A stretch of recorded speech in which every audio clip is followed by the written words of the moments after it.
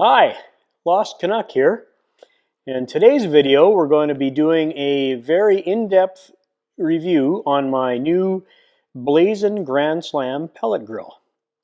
All right, so let's roll the intro, and I'll see you in a second.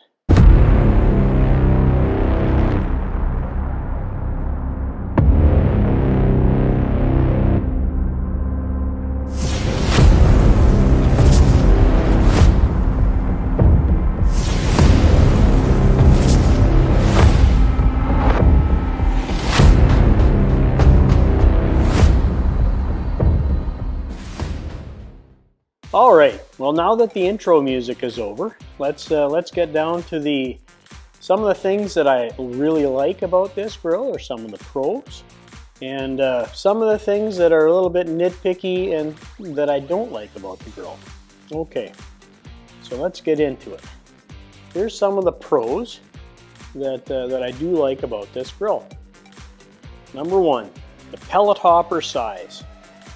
I know you can't see inside here, but this little grill, this little 2-foot cook space, has a 30-pound hopper, which should do you for pretty much any overnight cook or any kind of long, super long cook you're doing. So a 30-pound hopper, it's very nice to have.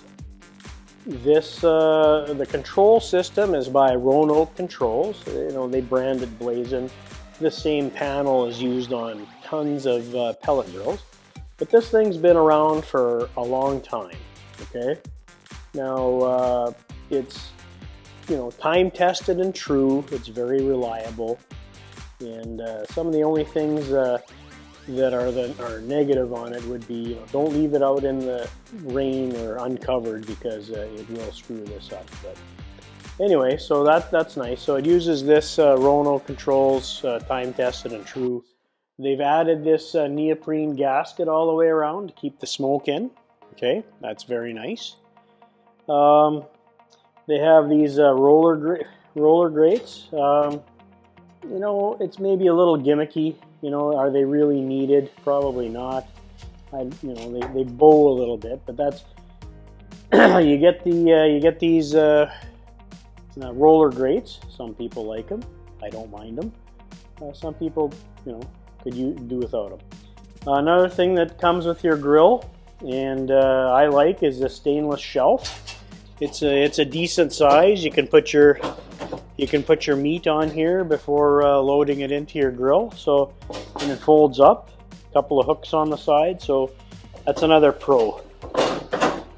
All right, and you can take it off if you need to clean it, or if you don't even want to use it, you don't have to, but that's an option. One of the bigger ones, selling points for me, was this removable burn pot right here. So, as you can see, you pull the burn pot right out, dump out your ash, like usually accumulates in here, and you can put it back in and keep on cooking. Okay, so that's a plus. Okay, another nice feature of the grill is it has a trapdoor pellet dump system on it. So you can dump the pellets very easily, and then since there's nothing up here to stop you from sticking your hands in, you can just scoop them all out easy and get rid of them in your pellet dump. So I like to just put a little bucket under here and then do the pellet dump that way. There's no pellet, it's empty right now because we're going to do a little bit of a smoke test outside so you can see how well it smokes at some different temperatures as part of the review. Another thing that I like is they're welding these accessory shelf tracks in. So they're welded, they're not bolted anymore, and so you can put your accessory shelf in. So some of the options that I bought on this thing was I bought an extra shelf. This is the small one. You can get a full-sized one, and you can put them in any. So it's just an upper shelf. If you want to cook here, put some ribs up here. That's what it's for. I like that. I also got the optional, since I'm in Wisconsin and it's winter time now, I also got the insulated lid. Okay, you don't have to get this. This is an option. It helps hold the heat in. Okay, another nice feature is the lower part of your grill, or the firebox area, is there's an extra, they bolt in an extra layer of steel to insulate with an air gap, so it holds heat quite nicely. They also add this counterweight for the door, so it's not super heavy when you're lifting it up. So it helps. It's just a little assist. Looks nice. That's nice. And then I like the powder coated, finishes. You don't have to get red. There's multiple other colors you can get. I was a little cheap. This is one of the cheaper colors. They also have like some really nice, there's a red vein and a copper vein and silver and a bunch of other stuff. But I just got this one. Okay, so the biggest plus on this grill, my most favorite part of this whole thing, is this grill is 100% made in the United States. Okay, so the steel used in this grill is from the US. This controller that I pointed to earlier, it's 100% made in the USA. Everything, it was all manufactured here with US labor, so it's at this price point, this grill for being made in the United States is not bad. Okay, so if you want to get into pellet grilling and you want to not spend tons of money, you don't want the premium $3,000 plus grills, and you want it and made in America is important to you, or US made, then this is a very good choice. All right, another pro to this grill is, since it's relatively smaller, this is the Grand Slam, not the gridiron. It doesn't take long for your chamber to heat up, and it's for my family, there's plenty of space in here to grill up most stuff that you'd be cooking. You might have a little problem on a larger brisket, but otherwise, it's pretty good. And then my final point is pretty much all of this grill, the minimum I think is like 14 gauge thick steel on here, probably 14 gauge thick. So, well, on the main chamber anyways, the door is much thicker. This looks like it's about, 12, at least 12 on there, probably 12 on this. So it's made with, it's not sheet metal like some of the cheaper big box store grills are. Okay, it's a fair, it's fairly substantial. All right, well, let's use my calipers to check the thickness of this lid. Okay, 0.125. Okay, and now that, remember, that has coating on it, so that's 12 gauge, so I was right. And let's check the thickness of the main body, which is, if you can see that, 0.0785, 0.079. So again, this has been coated with paint, and same with the lid. So the main body checks out as 14 gauge steel, and the lid is 12 gauge. Okay, so those are some of the pros. Let's go through some of the cons, or some of the gripes I have about it. And look, Blazn, if you guys are listening, please, feel free to contact me, and we can discuss further. But from an engineering point of view, and I can say that since I am one, couple things. Some of my pet peeves are as follows. Okay, this exhaust stack. So when the exhaust is coming out of here, I turned mine 45 degrees because this would be facing this way, and 100% of the exhaust would be hitting your nice red or whatever color you have lid, okay, and discoloring it. So I've seen tons of photos of other people's grills that this area is discolored. Now, you're going to say, Lost Canuck, hey, I can just wipe this off and keep going. Well, you know what? If you added, if you added 4 to 6 inches to this stack, okay, you'd have less black hoods. Just a little thing that bugs me. Okay. Another small point of contention is a cord wrap. Okay, look, if you're going to spend, $1,800 on a pellet grill, even some of the cheaper non-US grills have a cord wrap. So what I've done, I don't know if you can see this. Okay, so I bought a magnetic one on Amazon, and I'll put the link down in the description below if you're interested. So, just to keep your cord wrapped up and out of the way, it's kind of nice to have. So, again, cord wrap when you're spending that much money on a grill, kind of, it's a pet peeve of mine. Having a little paper towel holder. I mean, I went online and found this one at Harbor Freight. I'll put the link in below. You can get them at Amazon too. Just a little paper towel holder would be nice to have, and it's cheap. I think this was like $6, okay, or $6 US. To me, that's inexpensive. This is not necessary at all, but I like to keep my gloves in a little glove box holder here on the back, so that's nice. Okay, so when I'm not cooking on my grill or using the upper rack, I like to keep it stored. Now, again, lots of photos online, if you've seen them. People store their racks, their extra racks, on this bottom shelf down here. Well, if you just leave it sitting there and out in the elements, it will rust over time. So what I did was I went and bought some magnetic hooks and put them on the frame down here. Not on the hot part, because magnets will stop being magnetic at a certain temperature. And I just hang my little shelf right here. It's out of the way, easy, nice. Okay. My final pet peeve is to get your Wi-Fi controls on here. You have to spend an extra $225 to get the Wi-Fi module and antenna.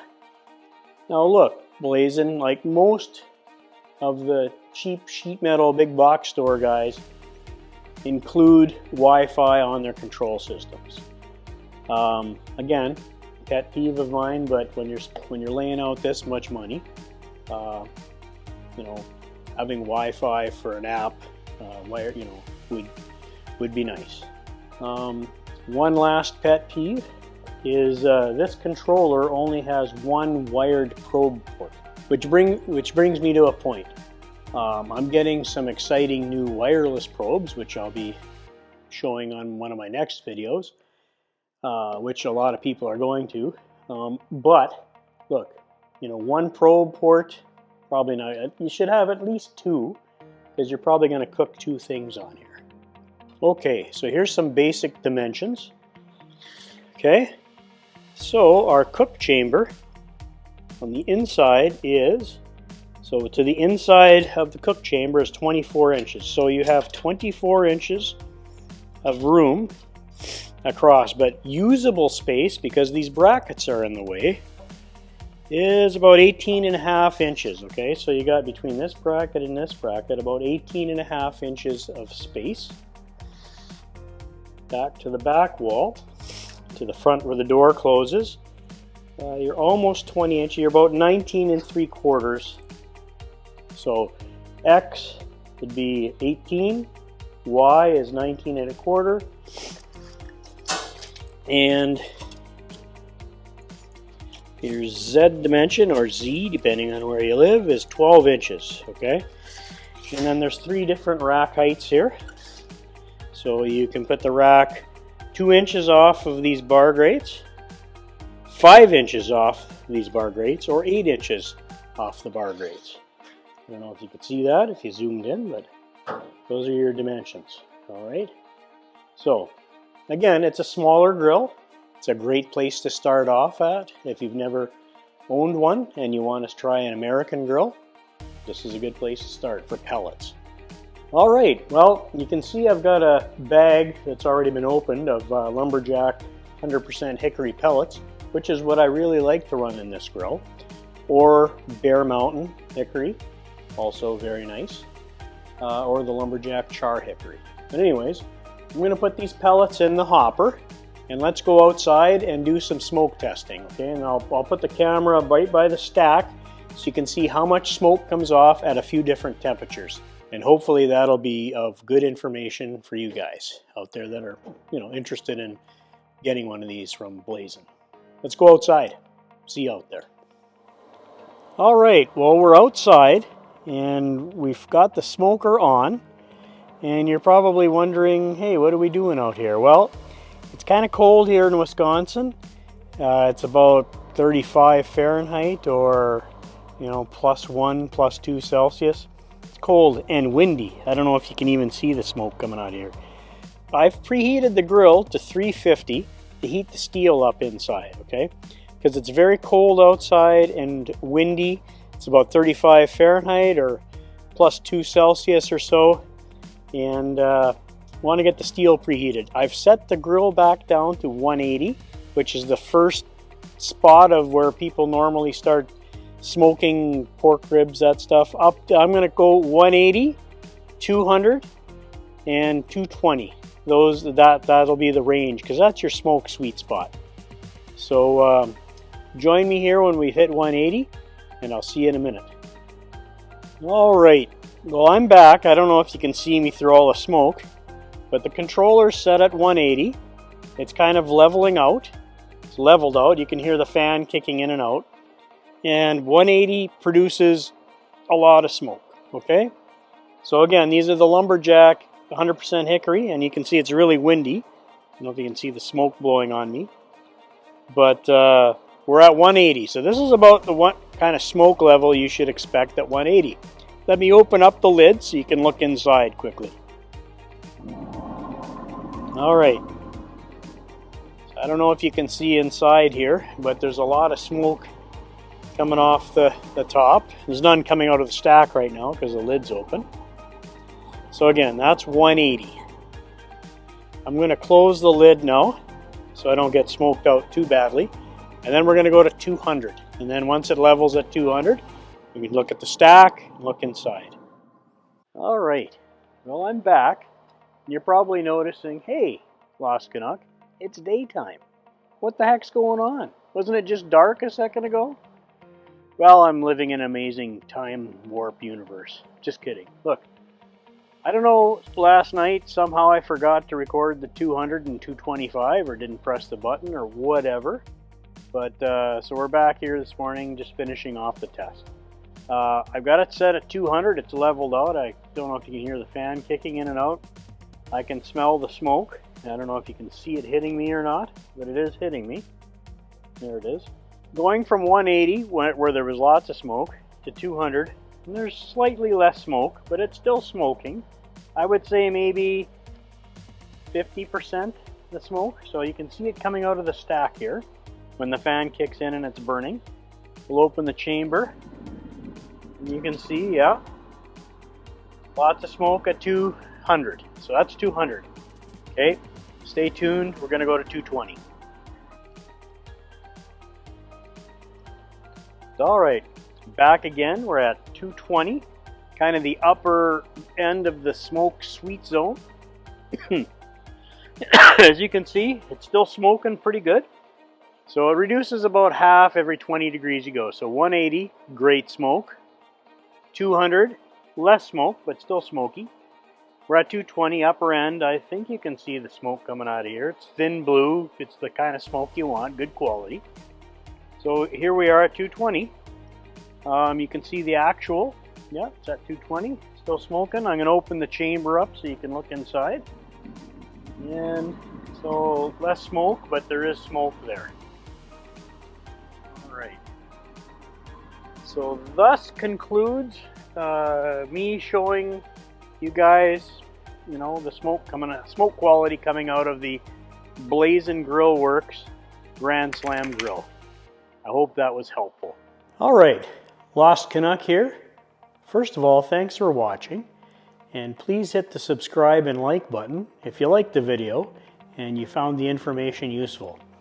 And if you'd like to leave me a comment, please go ahead. I answer all my comments, so leave a comment down in the section below. All right, final thoughts. Blazn Grill Works Grand Slam pellet grill, made in America. Solid construction. Lots of really nice features, removable burn pot, etc. Nice finish on it. If you keep it dry, keep your pellets dry, it'll last you a long time. Probably, 20 years for sure.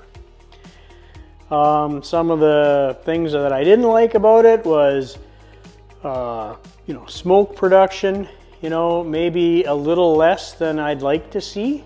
Like I say, down when you're at 180, plenty of smoke. 200, a little less smoke, and then after that, you're not getting a whole lot of smoke. It's just burning pellets to maintain heat. I know Blazn's looking at a new controller, or they're investigating a new controller for their system, because the old one's pretty old. And I talked to Brent at their plant, and they are investigating that, so that's exciting. Maybe with their new controller, they can change up the algorithms a little bit and get a little more smoke production. We'll see in the future. Anyways, and then the only other thing that I'm not thrilled about is no Wi-Fi included at that price point. So I'd like to see the Wi-Fi included. Okay, again, thanks, and appreciate you watching. And we'll look forward to seeing you on the next video. I got some exciting things coming. Take care.